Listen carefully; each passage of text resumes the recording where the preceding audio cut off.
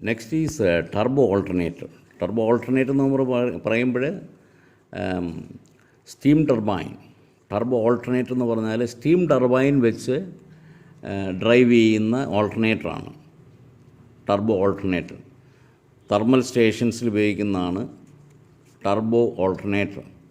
അതിൻ്റെ സ്പീഡ് വളരെ കൂടുതലാണ്, 3000 RPM. All modern turbo alternators are 2-pole machines and their speed is 3000 RPM corresponding to a frequency of 50 Hz. നമുക്ക് frequency ഇവിടെ ഉള്ളത് 50 Hz ആയതുകൊണ്ടാണ് 3000 RPM. അതല്ല 60 Hz ഫ്രീക്വൻസി ഉള്ളിടത്ത് ടർബോ ഓൾട്ടർനേറ്ററിൻ്റെ സ്പീഡ് 120 × 60/2-pole, അപ്പോൾ 3600 RPM എന്ന് വരും. ഇപ്പോൾ ഇവിടെ 50 RPM ആയതുകൊണ്ടാണ്, 50 Hz ആയതുകൊണ്ടാണ് 3000 RPM വരുന്നത് സ്പീഡ്. അപ്പോൾ നമ്മുടെ ടർബോ ഓൾട്ടർനേറ്റേഴ്സിൻ്റെ എല്ലാം സ്പീഡെന്ന് പറഞ്ഞാൽ 3000 RPM ആയിരിക്കും, കറസ്പോണ്ടിങ് ടു ഫ്രീക്വൻസി 50 Hz. അപ്പോൾ അതിന് സ്വാഭാവികമായിട്ട് 2 പോൾസ് മതി. 3000 RPM വരുമ്പോഴത്തേക്ക് നമ്പർ ഓഫ് പോൾസ് 2 മതി. Turbo alternators are characterized by, എൻ്റെ പ്രത്യേകത എന്താണ്? Characterized by relatively small diameter. എൻ്റെ ഡയമീറ്റർ കുറവായിരിക്കും. നേരത്തെ ആദ്യം പറഞ്ഞ പോയിൻ്റുകളാണ്, സംഗതികളാണ്. Relatively small diameter and large axial length. Diameter കുറയുന്നത് കൊണ്ട് ലെങ്ത് കൂട്ടിക്കൊടുക്കണം. കാരണം നമ്മുടെ ഔട്ട്പുട്ട് കിട്ടണമെന്നുണ്ടെങ്കിൽ C0 D²L/N/S D²L. അപ്പോൾ D²L D കുറയുന്നത് കൊണ്ട് L കൂടണം. It is not possible to increase the diameter beyond 1.2 meter. അപ്പോൾ because of some other considerations 1.2 meter കൂടാൻ പാടില്ല. ഒന്നാമത് പെരിഫറൽ സ്പീഡ്, ഡയമീറ്റർ കൂടുമ്പോൾ പെരിഫറൽ സ്പീഡ് കൂടും. പെരിഫറൽ സ്പീഡ് പിന്നെ ഇത്രയും വലിയ സ്പീഡ് വളരെ കൂടുതലായതുകൊണ്ട് നമുക്ക് ഡയമീറ്റർ 1.2 meterനപ്പുറം പോകാൻ പാടില്ല. Owing to the limitations imposed by mechanical considerations like centrifugal force. അപ്പോൾ നമുക്ക് ഡയമീറ്റർ കൂട്ടാൻ പാടില്ലാത്ത എന്തുകൊണ്ടാണ്? Owing to the considerations like centrifugal force കൂടും, ഡിഫ്ലക്ഷൻ ഓഫ് ദി ഷാഫ്റ്റിന് ഭയങ്കര നീളമുണ്ട്. ഞാൻ പറഞ്ഞു 10-15 മീറ്ററൊക്കെ നീളമുള്ള ജനറേറ്ററുകൾ ഉണ്ടാകും. അപ്പോൾ അത്രയും വലിയ സ്പീഡ് കറങ്ങുമ്പോൾ ഈ ഷാഫ്റ്റ് ഡിഫ്ലക്റ്റ് ചെയ്ത് പോകാൻ സാധ്യതയുണ്ട്. Torsion, because of torsion. അപ്പോൾ ഷാഫ്റ്റ് ഡിഫ്ലക്റ്റ് ചെയ്ത് കഴിഞ്ഞാൽ ഇപ്പോൾ ചിലപ്പം ഡിഫ്ലക്റ്റ് ചെയ്തൊരു പരിധിക്ക് അപ്പുറമാണെന്ന് നിങ്ങൾക്കറിയാം, ഷാഫ്റ്റ് ചിലപ്പം ബ്രേക്കായി പോകും. Shaft because of deflection of the shaft and critical speed. Thus the diameter being limited to 1.2 meter. അപ്പം നമ്മുടെ ടർബോ ഓൾട്ടർനേറ്ററിൽ പരമാവധി സ്പീഡ് പരമാവധി ഡയമീറ്റർ വരുന്നതെന്ന് പറഞ്ഞാൽ 1.2 meter. The only way to increase the rating is to increase the length, an increase of about 10 mm per MBA. Okay, അപ്പോൾ അത് വളരെ കൂടുതൽ ലെങ്ത് വരും. അപ്പം റേറ്റിങ് 1 MBA കൂടുന്നതനുസരിച്ച് 10 mm നീളം സാധാരണ കൂടുമെന്നാണ്. With large lengths of core it is very difficult to cool the machine. അപ്പോൾ ഈ ലെങ്ത് വളരെ കൂടിയ മെഷീൻ 10 മീറ്ററും 15 മീറ്ററും ഒക്കെ ലെങ്ത് വരികയാണെന്നുണ്ടെങ്കിൽ കൂളിംഗ് എന്ന് പറഞ്ഞാൽ അതിൻ്റെ ഇൻറ്റീരിയർ പാർട്സ്, ഈ റോട്ടറിൻ്റെ അകത്തുള്ള പോർഷൻ എങ്ങനെ കൂൾ ചെയ്യുന്നുള്ളതാണ് ഇതിനകത്ത് പ്രധാനപ്പെട്ട ഒരു ചലഞ്ച് എന്ന് പറയുന്നത്. With very large lengths of core it is very difficult to cool the machine. In fact the cooling of turbo alternators is one of the most complex engineering problems. അകത്തുള്ള 15 metre ആകുമ്പോൾ അകത്തുള്ള അതിൻ്റെ middle point നോക്കുക. 15 metre നീളമുള്ളൊരു machine ആകുമ്പോൾ അതിൻ്റെ 7.5 metre ഉള്ളിലുള്ള point നോക്കുക. അതെങ്ങനെ ആ ഭാഗത്തുള്ള വൈൻഡിങ്ങും കാര്യങ്ങളും ഒക്കെ എങ്ങനെയാണ് നമ്മൾ കൂൾ ചെയ്യുന്നതെന്നുള്ളതൊരു പ്രധാന പ്രശ്നമാണ്. Stator core. The stator core is built-up of segmental Lamentations. അപ്പോൾ ഇനി സ്റ്റേറ്റർ കോറാണ് നമ്മൾ ആദ്യം എടുക്കുന്നത്. നേരത്തെയും സാലിയൻ ബോളിൻ്റെ കേസിൽ നമ്മൾ സ്റ്റേറ്റർ കോറാണ് ആദ്യം പറഞ്ഞത്. ഇവിടെ stator core is built up of segmental laminations. The use of grain-oriented steel laminations with the direction of flux being along the grains in the armature core and perpendicular in teeth results in lower core loss, but it is usual to use cold rolled non oriented steel. അപ്പോൾ ശരിക്കും grain oriented steel എന്ന് പറഞ്ഞാൽ ഈ മെറ്റീരിയലിൻ്റെ grains orient ചെയ്യപ്പെട്ടിരിക്കുന്നത് ഫ്ലക്സിൻ്റെ ഡയറക്ഷനിലായിരുന്നാൽ minimum reluctance വരും. നിങ്ങൾ മെറ്റീരിയൽ സയൻസ് പഠിച്ചിട്ടുണ്ടാകും. അത് ഗ്രെയിൻസ് എന്ന് പറഞ്ഞാൽ ഇപ്പോൾ നമ്മൾ തടിയൊക്കെ നമ്മൾ ആശാരിമാർ വെക്കുമ്പോഴത്തേക്ക് അതിൻ്റെ ഈ ഗ്രെയിൻസ് നമ്മൾ പറയത്തില്ല, ഗ്രെയിൻസ് ചെയ്യുന്നത് ആ ഗ്രെയിൻസിൻ്റെ ഡയറക്ഷനിലാണ്. അപ്പോൾ അതേപോലെ ഈ സ്റ്റീലിലും ഗ്രെയിൻസ് ഉണ്ട്. ആ ഗ്രെയിൻസിൻ്റെ ഡയറക്ഷൻ എന്ന് പറയുന്നത് ഈ ഫ്ലക്സിൻ്റെ ഡയറക്ഷന് നേരെ പാരലായിട്ട് വരുവാണെന്നുണ്ടെങ്കിലാണ് നമ്മൾ ഈ റിലക്റ്റൻസ് കുറയുന്നത്. അപ്പോൾ അതേപോലെ ഒരു പർട്ടിക്കുലർ ഡയറക്ഷനിൽ നമുക്ക് ഓറിയൻറ്റ് ചെയ്ത് വെക്കാനൊക്കെ ഉള്ളൂ. അപ്പോൾ അത് ഫ്ലക്സിൻ്റെ മെയിൻ പാത്തിൻ്റെ അതേ ഡയറക്ഷനിൽ ഗ്രെയിൻസ് വരത്തക്ക രീതിയിലുള്ള അതാണ് ഗ്രെയിൻ ഓറിയൻറ്റഡ് സ്റ്റീൽ എന്ന് പറയുന്നത്. പക്ഷേ ഇവിടെ നമ്മൾ സ്ലോട്ട് കട്ട് ചെയ്യുമ്പോൾ ടീത്തും സ്ലോട്ടും കൂടെ സ്ലോട്ട് കട്ട് ചെയ്യുമ്പോൾ ആ ഭാഗത്തെ ഫ്ലക്സ് എന്ന് പറഞ്ഞാൽ മറ്റേ പെർപെൻഡിക്കുലർ. അപ്പം അതും സാമാന്യം ലെങ്തുള്ള പോർഷനുണ്ട്. അപ്പോൾ അതുകൊണ്ട് ഇത് രണ്ടും കൂടെ സൈമിൾട്ടേനിയസ്ലി സാറ്റിസ്ഫൈ ചെയ്യാൻ ബുദ്ധിമുട്ടായതുകൊണ്ട് നോൺ ഓറിയൻറ്റഡ് സ്റ്റീൽ ഉപയോഗിച്ചാൽ മതിയാകുമെന്നാണ്. Non oriented it is usual to use cold rolled non oriented steel. Grain orientation ഉള്ളത് ആയിരിക്കണമെന്നില്ല എന്നുള്ളതാണ്. Stator winding. The stator winding of turbo alternators is a double layer winding with the coil pitch so adjusted as to reduce the 5th and 7th harmonics. എപ്പോഴും നമ്മുടെ main concern എന്ന് പറയുന്നത് 5th and 7th harmonics ഇല്ലായ്മ ചെയ്യുക എന്നുള്ള അല്ലെങ്കിൽ കുറയ്ക്കുക എന്നുള്ളതാണ്. The stator winding of the turbo alternator is a double layer winding with the coil pitch so adjusted as to reduce the 5th and 7th harmonic coil span factor. അപ്പം അതിന് വേണ്ടുന്ന alpha short pitched angle, the angle by which the coil is to be short pitched, അതാണല്ലോ angle alpha. അങ്ങനെയാണെങ്കിൽ if alpha is that angle then the coil span factor, pitch factor cos alpha by 2. അപ്പോൾ അത് adjust ചെയ്ത് 5th and 7th ഹാർമോണിക്ക് minimum ആകത്തക്ക രീതിയിലുള്ള ഒരു span ആയിരിക്കും, coil pitch ആയിരിക്കും നമ്മൾ ഉപയോഗിക്കുന്നത്. The generation voltages normally used. അപ്പോൾ ജനറേറ്ററിൽ ഉപയോഗിക്കപ്പെടുന്ന voltage generating voltage is around 15 kV. The generation voltages normally used are 15 kV, സാധാരണ 15 kV for 100 to 200 megawatts machines and 20 to 25 kV for larger machines. Just അതെല്ലാം വായിച്ചൊന്ന് മനസ്സിലാക്കുക. The electromagnetic forces developed in turbo alternators under short circuit conditions are very high on account of large pole pitch. ഇവിടെ pole pitch വളരെ കൂടുതലായിരിക്കും, കാരണം 2 പോൾസേ ഉള്ളൂ, north south. അപ്പോൾ north പോളിനും സൗത്ത് പോളിനും ഇടയ്ക്കുള്ള ഡിസ്റ്റൻസ് അതാണല്ലോ പോൾ പിച്ച്. അല്ലെങ്കിൽ the length under 1 pole each pole. അപ്പോൾ പോൾ പിച്ച് നമ്മൾ ചിലപ്പോൾ അതിന് ഡിസ്റ്റൻസ് പറയും, ചിലപ്പോൾ അത് നമ്പർ ഓഫ് സ്ലോട്ട്സിൻ്റെ ഇതിൽ പറയും. അപ്പോൾ the number of slots under each pole, ഓരോ പോളിൻ്റെയും അധീനതയിലുള്ള സ്ലോട്ട്സ്, എത്ര സ്ലോട്ട്സ് എന്നുള്ളത്, സ്ലോട്ട്സുകളുടെ എണ്ണം, അതാണ് പോൾ പിച്ച്. അപ്പോൾ ഇവിടെ ഡിസ്റ്റൻസ് എന്നും പറഞ്ഞെടുത്താൽ മതി. The electromagnetic forces developed in turbo alternators under short circuit conditions are very high on account of large pole pitch.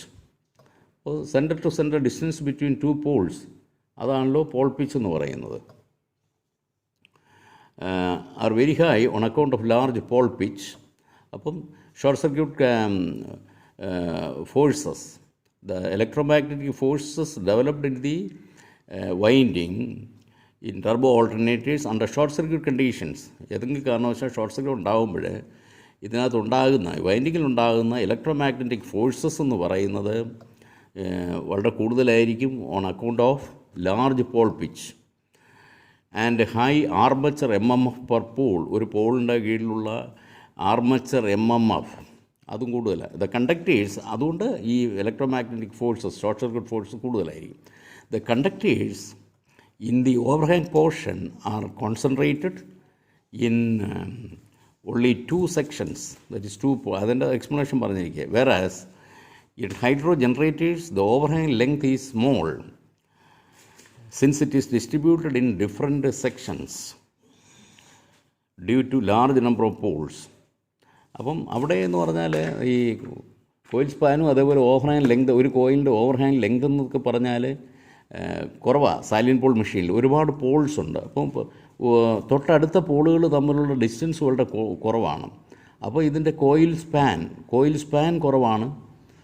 Coil span north Paul south Paul നമ്മൾ ഡിസ്റ്റൻസ് അവിടെ കുറവായിരിക്കും. അടുത്തടുത്താണ് പോളുകൾ ഇരിക്കുന്നത്. ഇപ്പോൾ 40 പോളും ഒക്കെ ഉണ്ടെങ്കിൽ അടുത്തടുത്താണ് പോളുകൾ ഇരിക്കുന്നത്. അപ്പോൾ സ്വാഭാവികമായിട്ടും കോയിൽ സ്പാൻ ലെങ്ത് കുറവായിരിക്കും.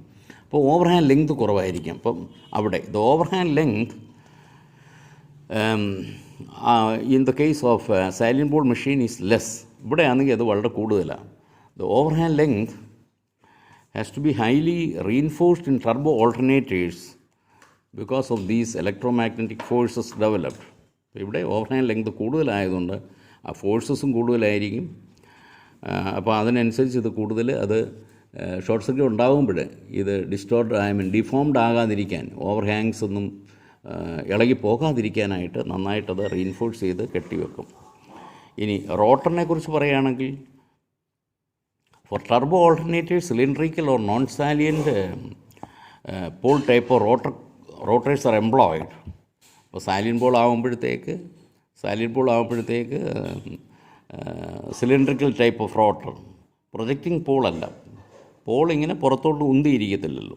ദ റോട്ടർ, നേരത്തെ പറഞ്ഞ കാര്യങ്ങളൊക്കെ തന്നെ. The rotor is generally made up of chromium nickel steel alloy, സ്റ്റീലിൻ്റെ alloy, chromium nickel steel or chromium molybdenum steel. Chromium nickel steel or chromium molybdenum steel, അതാണ് നമ്മൾ റോട്ടർ കൺസ്ട്രക്ഷൻ സാധനം ഉപയോഗിക്കുന്നത്. Rotors R distinguished as radial slot and parallel slot. Rotors are shown in figure. ഇതാണ് parallel slot. ഇത് നമ്മുടെ rotor ഇവിടെ ഷാഫ്റ്റിൻ്റെ ഒരു shaft വരും, സ്ലോട്ട്സ് കട്ട് ചെയ്തിരിക്കുകയാണ്. അപ്പോൾ ഈ സ്ലോട്ട്സ് എല്ലാം പാരലലാണ്. നോക്കണം, അടുത്ത സ്ലോട്ട്സ് ആർ പാരലൽ. ഇവിടെയും എല്ലാം പാരലൽ സ്ലോട്ട്സ്.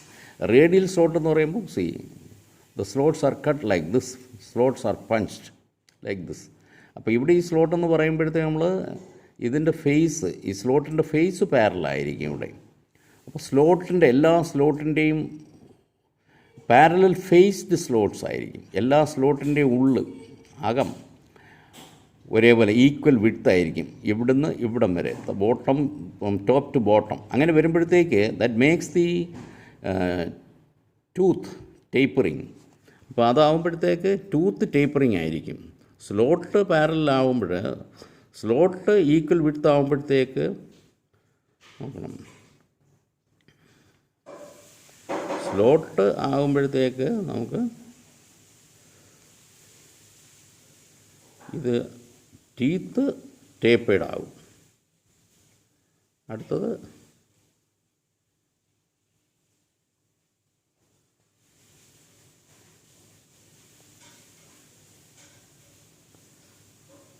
നേരത്തെ പഠിപ്പിച്ചുള്ള കാര്യമാണ് സിമ്മിൽ.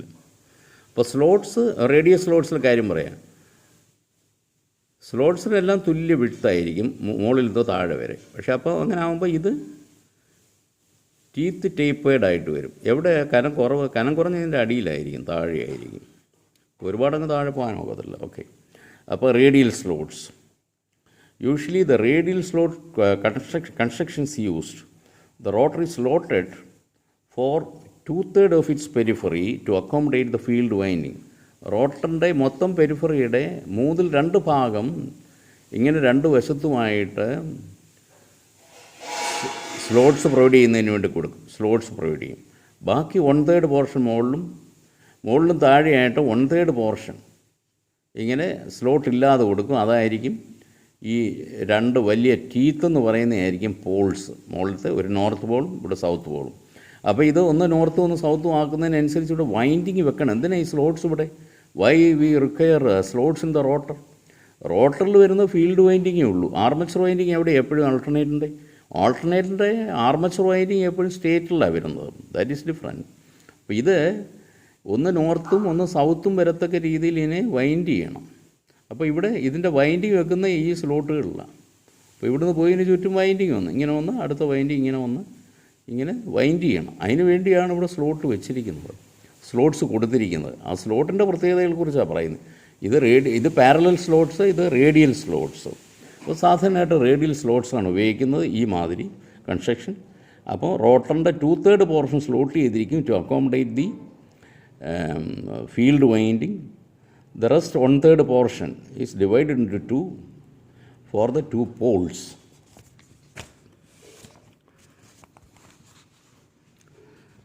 The slots have equal width throughout their depth പറഞ്ഞ കാര്യം. And the rotor teeth are tapered.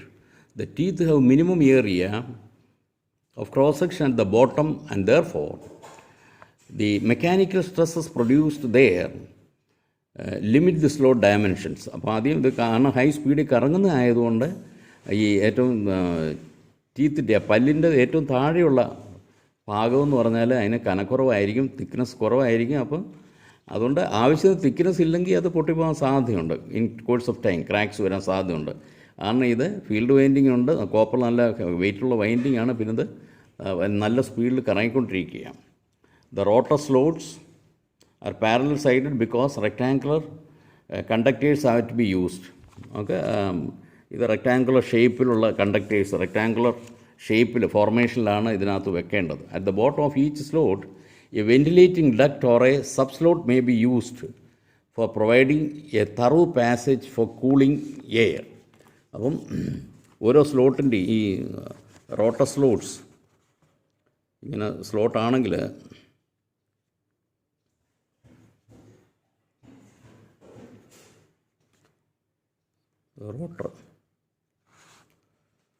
റോട്ടറാണെന്ന് വിചാരിച്ചു. ഇത്രയും പ്രൊപ്പോർഷണാലിറ്റി കുറച്ച് കുറവാണ്. അപ്പം ഇതിനകത്ത് റോട്ടർ ഇങ്ങനെ കൊടുത്തതിന് ശേഷം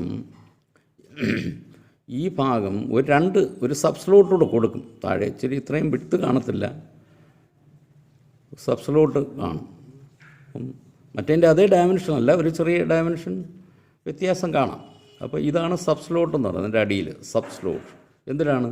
that is for the passage of cooling air, passage of air. അപ്പോൾ എയർ കടത്തി വിടുന്നത് അല്ലെങ്കിൽ കൂളിംഗ് മീഡിയം കടത്തി വിടുന്നതിന് വേണ്ടിയാണ് ആ സബ് സ്ലോട്ട് എന്ന് പറയുന്നത്. അതിനെക്കുറിച്ചാണ്. അപ്പം cooling air on account of the high electromagnetic forces produced on the conductors under fault conditions, the conductors and the slot insulation, in addition to having sufficient dielectric strength, must withstand the mechanical stresses. On account of the high electromagnetic forces produced on the conductors under fault conditions, the conductors and the slot insulation, in addition to having sufficient dielectric strength, must withstand mechanical stresses. അപ്പോൾ അത് short circuit കണ്ടീഷനിൽ mechanical stresses ഉണ്ടാകും. അത് withstand ചെയ്യുന്നതിനുള്ള capability ഉണ്ടാകണമെന്നാണ്. Industrial generators എന്നും പറഞ്ഞൊരു സംഗതിയുണ്ട്. Industrial generators നമ്മുടെ these are stand by generators used in industries. Stand by generator അതായത് main supply, board supply, company പുറത്തുനിന്നുള്ള സപ്ലൈ ബോർഡ് സപ്ലൈ പോകുമ്പോൾ ഇൻഡസ്ട്രിക്കകത്തുള്ള ജനറേറ്റർ ഓണാക്കുക. ആ ജനറേറ്ററിനാണ് സ്റ്റാൻഡ് ബൈ ജനറേറ്റർ, അറിയാമല്ലോ. These units are also useful in the event of peak loads and emergencies. ചിലപ്പം peak load പുറത്തുള്ള സപ്ലൈ ഉള്ളപ്പം തന്നെ അവന് ഓൺ ചെയ്യും in order to minimise the peak load. അപ്പോൾ ഒരുപാട് പീക്ക് ലോഡ് സമയത്ത് നമ്മൾ ഒരുപാട് ലോഡ് നമ്മൾ ഉപയോഗിക്കുകയാണ്, അതിന് താരിഫ് കൂടുതലായിരിക്കും. അപ്പോൾ അത് ലിമിറ്റ് ചെയ്യുന്നതിന് പീക്ക് ലോഡ് സമയത്ത് നമ്മൾ ഉപയോഗിക്കുന്ന ലോഡ് കുറയ്ക്കാനായിട്ട് നമ്മൾ എന്ത് ചെയ്യും? നമ്മുടെ കയ്യിലുള്ള സ്റ്റാൻഡ് ബൈ ജനറേറ്ററിലൂടെ നമ്മൾ ഓൺ ചെയ്ത് കൊടുക്കുക. അപ്പോൾ ആ അത്തരം ജനറേറ്ററുകൾ മാൻഡേറ്ററി ആണ്, ഒരു ഇൻഡസ്ട്രിയിലും സ്റ്റാൻഡ് ബൈ ജനറേറ്റർ വേണമെന്നുള്ളത്. അപ്പം അതിനുപയോഗിക്കുന്ന ജനറേറ്ററാണ് stand by generator. These generators are driven by IC engines, gas turbines. IC engines എന്ന് പറഞ്ഞാൽ ഇൻറ്റേർണൽ കമ്പഷൻ എൻജിൻസ്. അപ്പോൾ സാധാരണ diesel engine, gas turbines or steam turbines. Modern industrial generators use a 4-pole construction with a brushless excitation. Salient pole construction is used, and the poles may be fixed to the rotor body using a bolted on pole construction or a T-head construction. അത് വായിച്ചിരിക്കുക. അപ്പം next will pass on to the output equation in the next video.